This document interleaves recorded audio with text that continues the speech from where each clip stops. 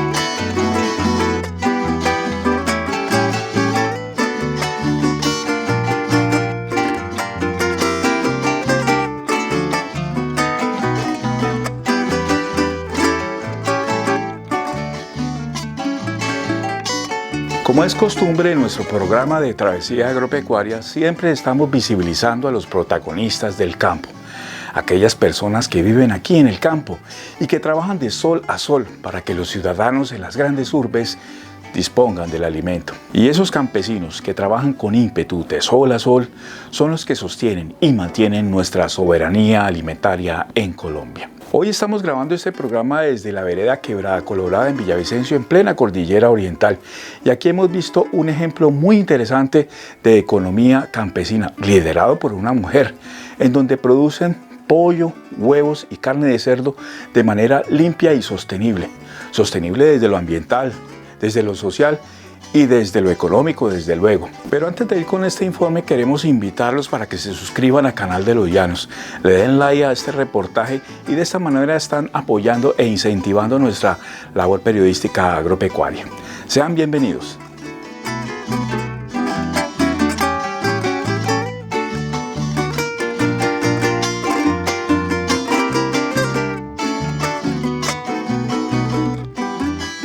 La señora Rosa Romero es dirigente social, podemos decir.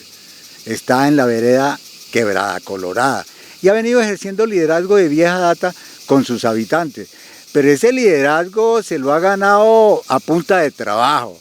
Mejor dicho, lo voy a decir en castellano macizo. Es una vieja berraca, trabajadora. Tiene cerdos, tiene gallinas, tiene perros también. Y tiene marido. Veo que su merced maneja bien a su esposo. Sí, señor. A la voluntad de Dios, pues hemos llevado un hogar de más de 30 años y mi Dios ha sido grande y benévolo. Tenemos los hijos de bien, afortunadamente, gracias a Dios. Y pues incluso con mi niña adoptiva formamos aquí nueva remembranza de lo que son los productos limpios en la vereda Quebrada Colorada. Y eso nos ha llamado mucho la atención y por eso venimos con Travesía Agropecuaria a visitarla a su merced. Porque se viene hablando mucho de agricultura limpia, agricultura ecológica, y eso parece que se queda como en mero romanticismo.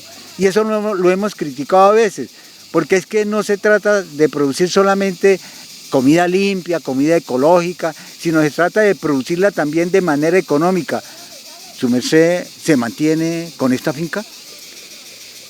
Digamos que en este momento todavía no se ha alcanzado en venta lo que debería ser el producto como tal. Como ustedes pudieron observar, el proceso limpio para que sea realmente rentable tiene harto trabajo. La obra de mano es bastante. Aquí somos 3 personas de sol a sol porque hay que conseguir el producto, hay que prepararlo, y nosotros aquí en este momento trabajamos con las uñas, con mucha alegría, con mucho amor, con mucha satisfacción, porque fueron 10 años buscando este proceso y hasta el momento pues afortunadamente se ha logrado. Lo que más me costó fue el mercadeo. El mercadeo sí fue muy duro, pero afortunadamente ya logré incursionar en el mercado campesino y la gente ha respondido porque los productos son de excelente calidad. Me siento muy orgullosa, muy orgullosa de mis productos y de la forma como la comunidad villavicense viene consumiendo mis productos. Su merced, hay un comentario que hacemos siempre adicionalmente. producir bajo las condiciones de su merced, que tiene algunas ventajas. Una, el empleo de la mano de obra proviene del entorno familiar, esa es una gran ventaja. Pero la otra desventaja es que su merced invierte mucha mano de obra, muchas horas de trabajo para generar esa agricultura, esa producción limpia. Y eso a la hora de la verdad se lo reconocen en los mercados, bueno, en el mercado campesino sí, pero en términos generales la comunidad le reconoce esa producción limpia, esa producción ecológica, pagándole más justamente. No, la única parte donde realmente se ha logrado que se respalde la producción es en el mercado campesino porque no hay intermediario. Pero digamos que esta que es una granja familiar integral,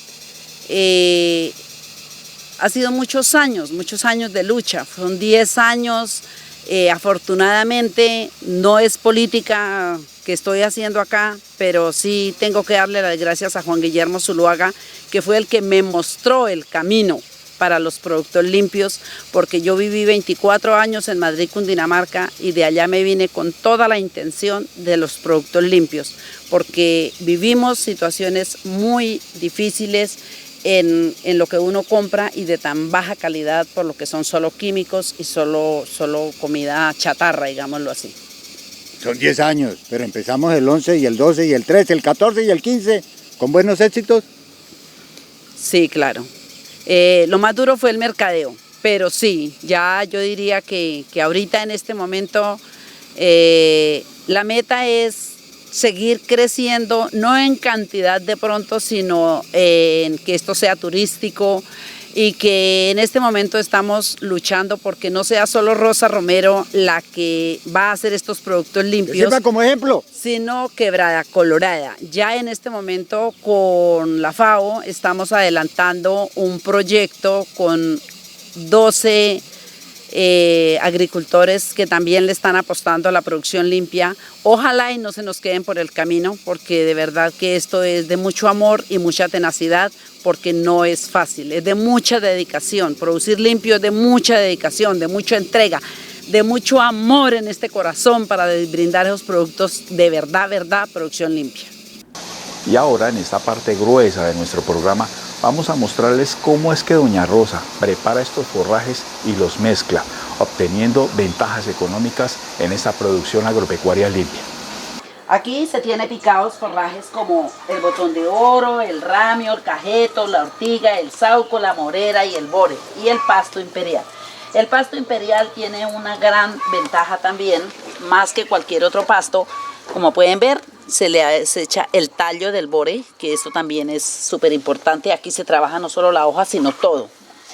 Y los demás forrajes se aplican más, digamos, en pequeñas cantidades. Lo que más se aplica es el pasto imperial, el bore, y los otros forrajes van en cantidades más pequeñas. Los otros forrajes. Sí, ¿Como cuáles son los que son el ramio, el botón de oro, el cajeto, la ortiga, el sauco, la morera, el paico y el bore? Porque a las ponedoras se les echa concentrado de ponedora, y a los pollos de engorde pues es el maíz, pero con concentrado de engorde. Se trabaja ¿En cuánto tiempo saca usted en pollo, doña? 11 semanas. 11 semanas. 77 días. Salen pollos De 9, 8 libras. Una vez mezclado con el concentrado y el maíz, Se le lleva al comedero, que es lo que vamos a hacer. Se bajan costos, se tienen animales sanos y se produce de calidad. Mientras las ponedoras criollas, comiendo la misma comida que estoy echando acá, que es la misma que le vamos a echar a las ponedoras industriales, estas no alcanzan a poner el 50% y las otras sí ponen 90% hasta el 100% cuando están jóvenes. doña Rosa, ¿qué producción tiene usted aquí de huevo? En este momento tengo 33 cubetas de huevo semanal. ¿Con cuántas de ponedoras? 30, 100 a escala. 100 a escala quiere decir que están produciendo 100, digamos el 100%, las otras empiezan a poner y las otras apenas inician a levantar. De la criolla está saliendo una cubeta semanal, lo que yo le digo. No tengo muchas, pero igual la producción no es la misma y yo he observado, les echo el mismo alimento, las unas ponen más y estas ponen menos. Por eso es la dificultad de uno sacar cantidad al mercado difícilmente, porque esta gallina no responde igual que la otra para la postura. La misión de los forrajes en esta producción es que el forraje evita que la gallina se engorde tanto y pueda y baje la producción. Al tener el forraje se les puede dejar comida constante, a voluntad. Todo el día ellas tienen su comida. No se les raciona la comida, no. Entonces ellas están en buena condición para postura y están en condición de que no vuelan, no saltan, no se estresan, no se angustian. Esa es la misión del forraje. A pesar de que son gallinas estabuladas, como ustedes pueden ver, cada cosa que ustedes ven acá tiene una función. Esas varas que se colocan acá es para que ellas se desestresen. El ramoneo también es para que se desestresen y aprovechen el alimento. Me preguntaba por el cambio de la cama. El cambio de la cama, como yo le venía contando, como aquí los animales no se nos enferman, en este momento que estábamos en verano se dio la necesidad de recoger el abono para empezar a abonar, ya que iba a empezar a llover. Nosotros no tenemos ningún problema en sacar estas gallinas y meter el otro corte en la misma cama, puesto que en la forma como se trabaja nosotros no manejamos enfermedades en los animales. Esa es la gran ventaja que nosotros tenemos sobre los demás productores. Las gallinas entre sí, como puede ver, no se agreden, no se pican, no tienen la cola picada, no tienen la cabeza picada, ellas están muy, muy tranquilas. Vamos a preparar la bebida que se les da a los animales en la bebida, valga la redundancia. En un galón de 4 litros, nosotros echamos una medida de 150 centímetros de ají, de cúrcuma y jengibre y de ajo. Y el resto va en microorganismos. En esta medida, que es de 75, va al bebedero del animal. Cada vez que se seque el bebedero, vuelve y se le aplica lo mismo. Esto va en microorganismos con eso. Y lo otro sí ya es el agua, y al agua se le aplica esto. ¿Qué ventajas tiene este preparado que se hace? Por lo que le aporta el ají, el ajo, el jengibre y la cúrcuma al organismo del animal, se previenen enfermedades. Aquí no se tiene que aplicar antibióticos, no se tiene que vacunar, o sea, se trabaja lo más limpio posible. Vamos a preparar la comida de los pollos de engorde. ¿Cuántas raciones de estas se les da al día? Aquí todos los animales tienen la comida a voluntad y no se les raciona la comida a ninguno. Todo es comida a voluntad. Para una caneca de forraje se echan esas 3 de maíz, para una caneca de esas de forraje. Ajá, correcto. Y 3 de concentrado para pollo. La caneca de forraje.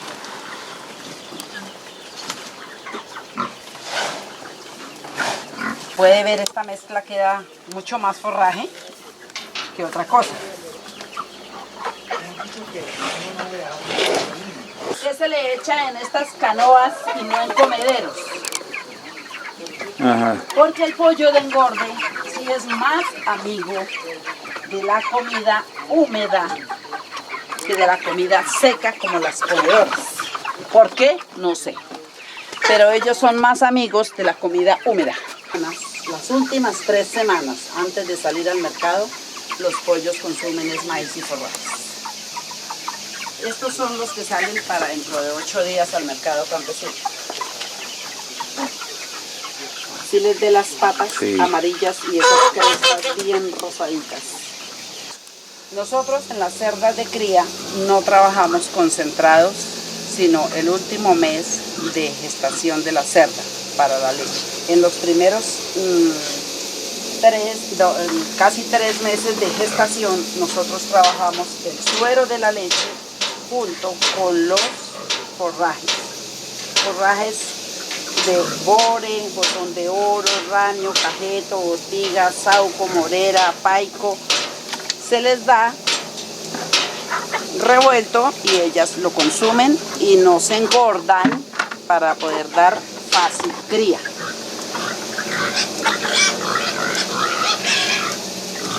Para los que están